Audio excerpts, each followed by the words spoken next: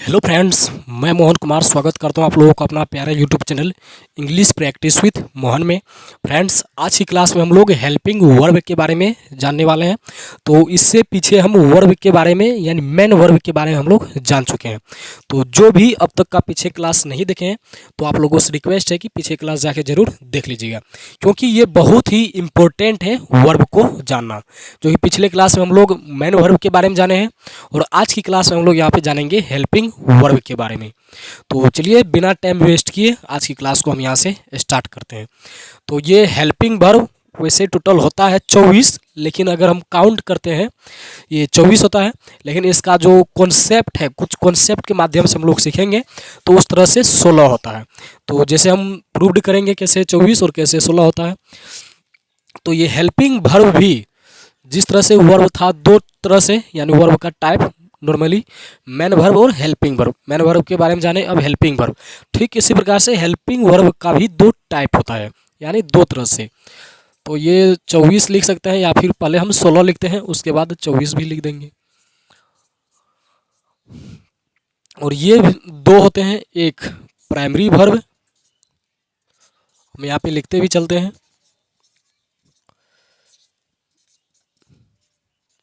Primary verb, और एक होते हैं क्या चीज़, मोडाल्स वर्ब। इसको कोई मोडल वर्ब भी बोलते हैं या फिर मोडाल्स भी बोलते हैं। मोडल वर्ब या फिर मोडाल्स भी इसी को बोलते हैं, और प्राइमरी वर्ब। ये हुआ यानी हेल्पिंग वर्ब का दो टाइप, प्राइमरी वर्ब और मॉडल वर्ब। पहले हम मॉडल वर्ब में जान लेते हैं क्या होता है। यानी ये टोटल अगर 16 हुआ तो प्राइमरी वर्ब की संख्या होती है टोटल, यानी 3 फॉर्म होता है इसमें। प्राइमरी वर्ब में 3 फॉर्म, और मॉडल वर्ब अगर ये 3 हुआ तो मॉडल वर्ब टोटल कितना होता है, 13। तो वो 13 क्या क्या होता है पहले हम लोग उसके बारे में जान लेते हैं कि मॉडल वर्ब आखिर 13 क्या है, यानी क्या क्या होता है। तो हम यहाँ पे लिखते चलते हैं, can, could, shall, should, will,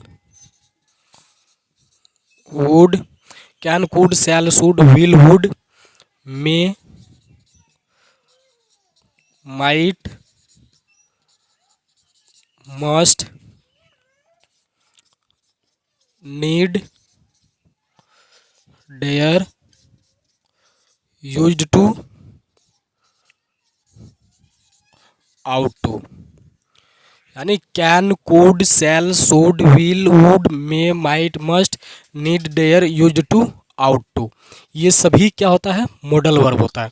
जो कि 1 2 3 4 5 6 7 8 9 10 11 12 13, ये 13 मॉडल वर्ब होता है,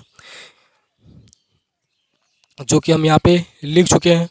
और ये 13 मॉडल वर्ब के बाद हमेशा मेन वर्ब का जो है वो फर्स्ट फॉर्म आता है, जो कि यही बताना था, यही सबसे ज़्यादा जरूरी है। यहाँ पे मॉडल वर्ब होता है तो टोटल कितना, 13, जो कि क्या सब है, can, could, shall, should, will, would, may, might, must, need, dare, used to. जब कहीं पर भी कोई भी सेंटेंस में ये मॉडल वर्ब दिखे, मॉडल वर्ब के बाद यानी ये सभी हेल्पिंग वर्ब के बाद, और हेल्पिंग वर्ब को ऑक्सिलरी वर्ब के नाम से भी जानते हैं, यानी ये सभी ऑक्सिलरी वर्ब के बाद यानी मॉडल वर्ब के बाद, इन सभी के बाद हमेशा मेन वर्ब का कौन सा फॉर्म आएगा, फर्स्ट फॉर्म। यानी मेन वर्ब को के फर्स्ट फॉर्म को हम लोग प्रेजेंट फॉर्म भी बोलते हैं, बेस फॉर्म भी बोलते हैं, और इसको हम लोग प्लूरल फॉर्म भी बोलते हैं, जो कि हम लोग पिछले क्लास में जाने हैं। अगर आप में से कोई भी नहीं देखे हैं तो आप लोग जाके देख लीजिए, जो कि वहाँ पे वीडियो के थंबनेल पर होगा मेन वर्ब का कॉन्सेप्ट। तो आज हम लोग हेल्पिंग वर्ब के बारे में। तो ये सभी के बाद क्या आएगा, वर्ब 1। अगर कहीं पे वर्ब 2 आए, वर्ब 3 है, वर्ब 4 है या फिर वर्ब 5 है, तो वो सेंटेंस क्या होगा, बिल्कुल गलत होगा। सिर्फ और सिर्फ क्या हो सकता है, वर्ब 1, जो कि ये बहुत ही अच्छा कॉन्सेप्ट है। और जो ये वर्ब के बारे में नहीं समझे उसको इंग्लिश का जो है यानी अच्छा से समझ में नहीं आएगा, इंग्लिश उसके लिए मुश्किल होगा। लेकिन जो ये verb concept, subject, verb, object ये सभी समझ गए उसके लिए इंग्लिश जो है काफ़ी आसान हो जाता है अकॉर्डिंग टू मी। तो ये हुआ मॉडल वर्ब के बारे में जान गए, जो कि इतना ही था वहाँ पे है। ये छोटा सा बहुत आसान लेकिन बहुत काम की चीज़ है। उसके बाद ये प्राइमरी वर्ब में क्या होता है, 3 फॉर्म होता है। ये नहीं चलता है तो हम ब्लैक से ही लिखते हैं। 3 फॉर्म होता है, जैसे कि हम यहाँ पे लिखे हैं तो इसको हम थोड़ा यहाँ से लिखते हैं। एक पहला फॉर्म होता है, हम पहला यहीं पे नंबर देते हैं, बी फॉर्म। बी वर्ब भी बोल सकते हैं या फिर बी फॉर्म भी बोल सकते हैं, कोई दिक्कत नहीं है, बी फॉर्म। और दूसरा होता है हैव फॉर्म, यानी इसको हम ऊपर नीचे भी लिख सकते हैं, हैव फॉर्म। और एक होते हैं क्या चीज़, डू फॉर्म। ये यहाँ पे हम 3 नंबर तीसरा दे देते हैं। एक होते हैं क्या चीज़, डू फॉर्म। यानी प्राइमरी वर्ब में 3 फॉर्म, 3 तरह का, एक बी फॉर्म, हैव फॉर्म और डू फॉर्म। अब बी फॉर्म के अंतर्गत क्या सब आते हैं, इज, एम, आर, वाज, वर, यानी इज, एम, आर और वाज, वर, ये बी फॉर्म में आते हैं। उसके बाद हैव फॉर्म में क्या सब आते हैं, हैज, हैव और हैड, ये हुआ हैव फॉर्म में। और डू फॉर्म में क्या सब होता है, डू, डज और डिड, ये किस में होता है, डू फॉर्म में। तो क्या बताएं हम, बी फॉर्म में is, am, are, was, were, have form में has, have, had, do form में डू, डज, डिड। तो ये सभी हम यहाँ पे क्यों लिखें, क्योंकि इसके पीछे जो है पूरा इंग्लिश का निचोड़ यहीं पे है, यानी इंग्लिश का कॉन्सेप्ट है बहुत ही बड़ा। तो यहाँ पे ये याद रखना है, बी फॉर्म के बाद, यानी जब भी कोई सेंटेंस में इज, एम, आर या फिर वाज, वर आए, उसके जस्ट बाद, यानी उस सेंटेंस में अगर उसके बाद मैन वर्ब आएगा तो उसका या तो वर्ब 4 आ सकता है, is, am, are, was, were के बाद, या तो वर्ब 4 या फिर वर्ब 3, नहीं तो वर्ब 1 आएगा, नहीं तो वर्ब 2, नहीं तो वर्ब 5, या तो वर्ब 4 आएगा सिर्फ बी फॉर्म के बाद, या फिर वर्ब 3। वर्ब 4 होगा कॉन्टिन्यूअस टेंस में और वर्ब 3 होगा पैसिव वॉइस में, यानी वॉइस में, जो कि एक्टिव वॉइस टेंस को ही बोलते हैं। तो वहाँ पर एक्टिव वॉइस में यानी वर्ब 4, और पैसिव वॉइस जो कि वॉइस होता है, पैसिव वॉइस एक्टिव से पैसिव बनाते हैं, वहाँ पे वर्ब 3। और ठीक इसी प्रकार जब भी कोई सेंटेंस में हैज, हैव या फिर हैड आए, तो हैज, हैव, हैड के बाद हमेशा याद रखना है क्या आएगा, सिर्फ और सिर्फ वर्ब 3 आएंगे, नहीं तो वर्ब 1, नहीं तो वर्ब 2, नहीं तो वर्ब 4, नहीं तो वर्ब 5। ओनली फॉर ओनली क्या आएंगे, ओनली वर्ब 3। कहीं पर भी अगर हैज, हैव, हैड है, उसके बाद अगर वर्ब है तो वर्ब वहाँ पे मान लो वर्ब 4 दे दिया या 5 दे दिया या 1 या 2, तो वो सेंटेंस क्या होगा, बिल्कुल गलत होगा, सिर्फ और सिर्फ क्या होगा, वर्ब 3। ठीक इसी प्रकार से डू फॉर्म के बाद, डू फॉर्म में क्या होता है, डू, डज और डिड, ये सभी आते हैं डू फॉर्म के अंतर्गत। तो इसके बाद भी सिर्फ और सिर्फ क्या आएंगे, वर्ब 1 ही आएंगे। कहीं पर भी अगर डू, डज, डिड आए तो उसके जस्ट बाद, यानी उसके बाद हमेशा क्या आएंगे, वर्ब 1। अगर कहीं पे डू, डज, डिड आए तो उसके बाद हमेशा वर्ब 1 सही होगा, ना कि वर्ब 2, वर्ब 3, वर्ब 4, वर्ब 5। अगर इसको छोड़कर और कुछ भी वर्ब आए तो वो क्या होगा, गलत होगा। तो एक बार हम फिर से यहाँ पे बताते हैं आप लोगों को, जो भी नहीं समझे हैं, जो कि काफ़ी है आसान लेकिन बहुत ही बड़ा कॉन्सेप्ट है यहाँ पे। जो इसको समझ गए, समझ लीजिए कि उसको इंग्लिश को जो है आगे बहुत ही अच्छे से आप लोग समझ चुके हैं। जैसे कि हम पहले साउंड से, लेटर से स्टार्ट किए थे, जो कि हम लोग अभी तक कॉन्सेप्ट ही आज जो है पूरा हो जाएगा।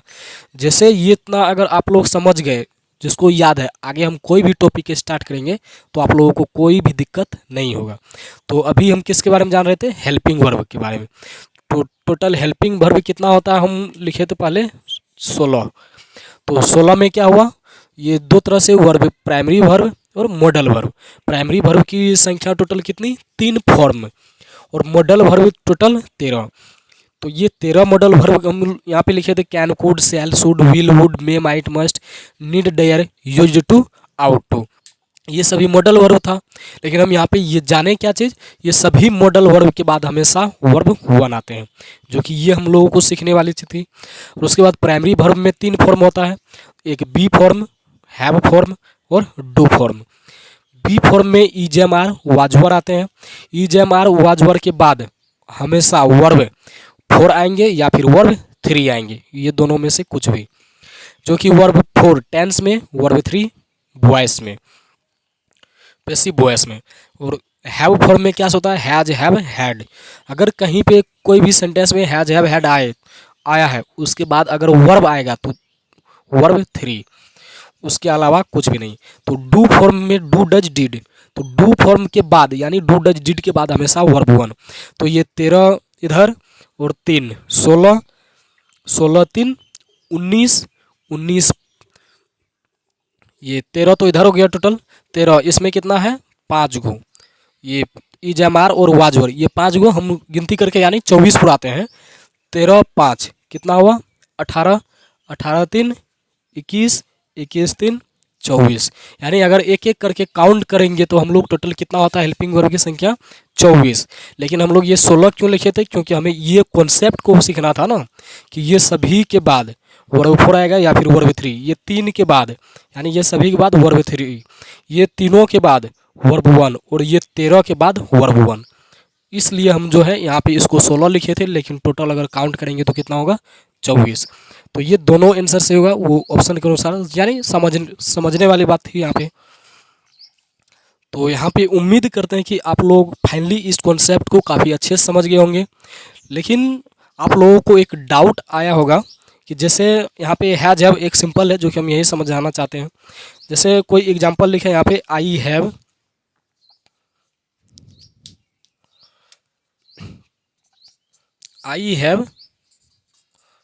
ए पेन। तो आप तो यहाँ पे बोले थे कि हैव के बाद हैज हैव हैड के बाद हमेशा वर्ब 3 आएगा, लेकिन यहाँ पे तो पेन आ गया डायरेक्ट। हम क्या बोले हैं, अगर वर्ब आएगा तब वर्ब 3 आएंगे, अगर वर्ब आएंगे तो मेन वर्ब का थर्ड फॉर्म। क्या ये वर्ब है, नहीं, यह एक क्या होता है नाउन।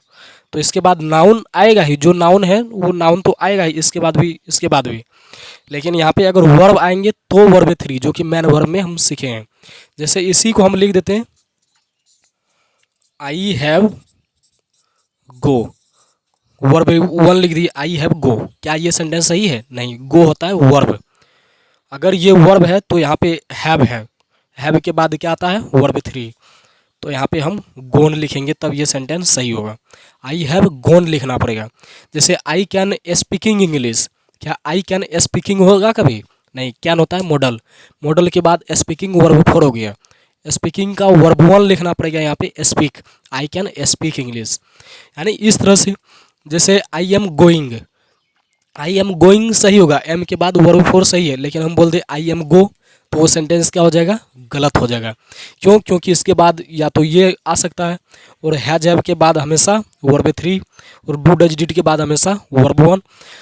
और इसमें सिर्फ याद आप लोग क्या रखना, ये 13 के बाद वर्ब 1 और ये तीनों के बाद वर्ब 1, हैज हैव हैड के बाद वर्ब 3, सिर्फ इसको याद रखना है। यानी काफ़ी आसान है ये, जो कि जैसे भी आप लोग समझ सकते हैं, इसके बाद भी वर्ब 1, इसके बाद भी वर्ब 1, सिर्फ हैव फॉर्म के बाद वर्ब 3 और बी फॉर्म के बाद वर्ब 4 या फिर वर्ब 3।